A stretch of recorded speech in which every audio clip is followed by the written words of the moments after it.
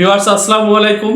আপনার গ্রামীণ সিম থেকে কিভাবে ব্যালেন্স ট্রান্সফার করা যায়, অর্থাৎ আপনার ফোনে যদি কখনো টাকা না থাকে তাহলে অন্যের সিম থেকে কিভাবে আপনার সিমে ব্যালেন্স ট্রান্সফার করে নিয়ে আসতে হবে, কিংবা আপনি যদি কখনো মনে করেন নিজের সিম থেকে অন্যকে ব্যালেন্স ট্রান্সফার করে দিবেন তাহলে কিভাবে করতে হবে আসুন দেখে নিই।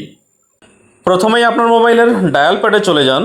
এখানে এসে টাইপ করুন *121*1500# এবং আপনার জিপি সিম থেকে ডায়াল করে দিন। দেখুন এখানে দেখাচ্ছে 1 নম্বরে রেজিস্ট্রেশন। এই রেজিস্ট্রেশনটা প্রথমেই করে নিতে হবে। এর জন্য এখানে 1 লিখে সেন্ড করে দিচ্ছি। দেখুন এবার এখানে দেখাচ্ছে you will get an SMS soon, অর্থাৎ দ্রুত একটা মেসেজ চলে আসবে।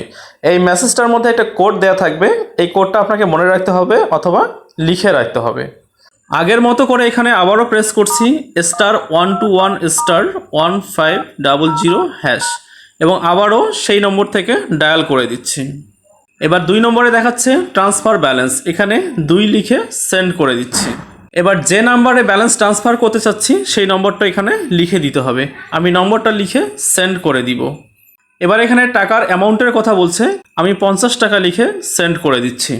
এবার বলছে পিন নাম্বার দেওয়ার জন্য, অর্থাৎ SMS এর মাধ্যমে যে পিন নাম্বারটা আমাকে দিছিল সেই পিন নাম্বারটা এখানে বসায় দিয়ে আমি সেন্ড করে দিলেই টাকাটা ট্রান্সফার হয়ে যাবে।